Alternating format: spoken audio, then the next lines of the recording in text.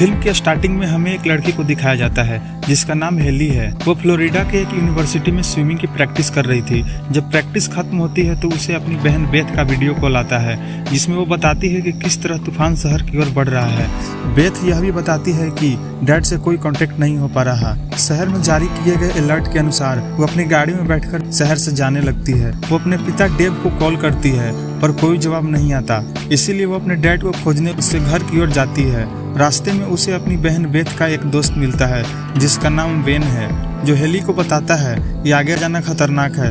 रास्ते पर चारों तरफ पानी भर गई, इसीलिए वो हेली को जाने से मना करता है। पर हेली वापस जाने का नाटक करते हुए वेन को चकमा देकर खेत के जरिए अपने डैड को खोजने निकल जाती है। अपने घर पर पहुंचने के बाद वहां उसे उसके डॉग सुगर के अलावा कोई नहीं दिखाई देता। हेली बेथ को सारी बातें बताती है और यह भी बताती है कि शायद वो हमारे पुराने घर पर गए होंगे। फिर वो सुगर को लेकर अपने पुराने घर की ओर जाने लगती है। मौसम धीरे धीरे खराब हो रहा था, सड़कों पर पानी भरना शुरू हो गया था। जब वो घर पहुंचते हैं तो वहां पर कोई नहीं होता। एले अपने डैड को कॉल करती है तो उसे किचन से फोन के रिंग की आवाज सुनाई देती है। एले को अपने पिता की कार गैरेज में मिलती है जिसे वो समझ जाती है कि डेव यहाँ आया था। जिसके बाद सुगर भौंकने लगता है। एले वहां जाती है और सुगर तहखाने की ओर इशारा करता है। तहखाने के अंदर जाने के बाद उसके डैड जख्मी हालत में मिलते हैं जिसका पैर टूटा हुआ था। हेली उसे ऊपर ले जाने की कोशिश करती है लेकिन तभी अचानक से एक बड़ा और खूंखार एलिगेटर उस पर हमला कर देता है। वो डेव को बचाते हुए पाइप के पीछे चली जाती है जहाँ पर एलिगेटर नहीं जा सकता था। डेव हेली से कहता है कि यहाँ पर नहीं आना चाहिए था। हेली को अपना फोन थोड़ी दूर पर दिखाई देता है जिसे लेने वो वहाँ दबे पाँव जाती है। उसने जैसे ही वो फोन उठाया वहाँ पर एक दूसरा एलिगेटर आ जाता है जो उस पर हमला कर देता है, जिसकी वजह से वो बुरी तरह डर जाती है और चिल्लाते हुए पाइप की उस तरफ जाने लगती है। लेकिन एलिगेटर उसका पैर पकड़कर वहां से खींचने लगता है। तभी वहां पर पहला एलिगेटर आ जाता है। हेली को वहां पर एक स्क्रू ड्राइवर मिलता है जिससे वो एलिगेटर की एक आंख फोड़ देती है और पाइप के अंदर चली जाती है। मौसम और खराब हो रहा था, पानी चारों तरफ भरने लगा। वहाँ पर डेव अपना टूटा हुआ पैर ठीक करता है। तभी रेडियो पर ब्रॉडकास्ट होता है कि तेज बारिश की वजह से डैम का पानी ही बहुत तेजी से बढ़ रहा है। हेली को बाहर कुछ लोग दिखाई देते हैं जिसे वो आवाज लगाती है लेकिन तेज बारिश की वजह से वो सुन नहीं पाते। हेली उसे टॉर्च जलाकर इशारा करती है। वो शख्स टॉर्च की लाइट को देख लेता है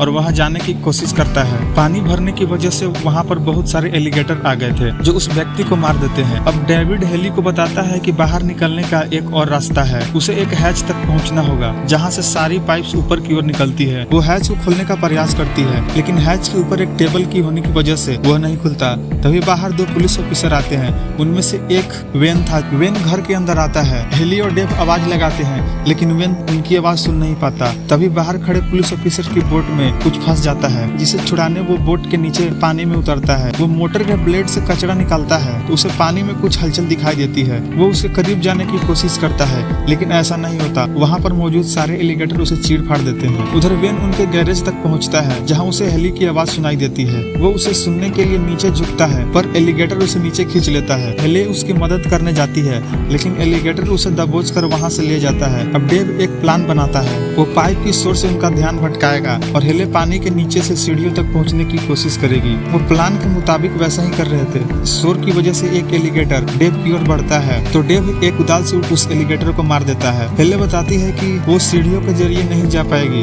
इसीलिए वो ड्रेनेज पाइप से होकर जाएगी। ड्रेनेज तक पहुँचने के बाद उसे वेन की बॉडी मिलती है लेकिन तभी वहाँ पर एक एलिगेटर आ जाता है। उसके बाद वो वेन की बॉडी से उसका गन निकाल लेती है। जब एलिगेटर उस पर हमला करता है तो वो उस गन से उसकी खोपड़ी फोड़ देती है। उसे मारने के बाद वो ड्रेनेज पाइप से होते हुए ऊपर पहुंचती है। तहखाने में पानी सर के ऊपर जा चुका था। डेव अपनी सांसें नहीं ले पा रहा था और अंततः उसकी सांसें रुक जाती है। हेली घर में घुसती है। सुगर उसे बताता है कि डेव यहाँ पर नीचे है। हेली लोहे के एक रॉड से फ्लोर को तोड़ती है और डेव को बाहर निकालती है। उसकी सांसें नहीं चल रही थी, इसीलिए वो उसके छाती पर जोर से दबाव देने लगती है और आखिर वो सफल हो जाती है। जिसके बाद वो दोनों बाहर जाते हैं तो पता चलता है कि पानी काफी ज्यादा भर चुका है। उन्हें एक बोट दिखाई देता है जिसे लेने वो बिना आवाज किए जाने लगते हैं लेकिन तभी डैम के टूटने की घोषणा होती है। फिर वो डेव और सुगर को बोट पर बिठाती है तभी डैम का पानी तेजी से उनकी ओर बढ़ने लगता है। वो उसके चपेट में आ जाती है। तेज रफ्तार की होने की वजह से पानी उन्हें उनके घर में वापस फेंक देती है। हेली को एक रेडियो मिलता है जिससे वह मदद मांगने की कोशिश करती है। उधर डेव शुगर को एक एलिगेटर से बचाते हुए अपना हाथ खो देता है। हेली एक एलिगेटर के साथ बाथरूम में फंस जाती है। वो चालाकी से उस एलिगेटर को बाथरूम में बंद करके वहाँ से निकल जाती है। हेली डेव से छत पर मिलने को कहती है। जब हेली छत की ओर जा रही थी तब एक एलिगेटर ने उस पर हमला कर दिया। बहाव तेज होने के कारण वो एलिगेटर पानी के साथ बह जाता है। छत पर पहुंचने के बाद वो वहां पर एक रेस्क्यू हेलीकॉप्टर दिखता है, जिसके बाद हेली एक फ्लेयर जलाकर अपना सिग्नल देती है और वो वहां से निकल जाते हैं और कहानी यहीं पर खत्म होती है।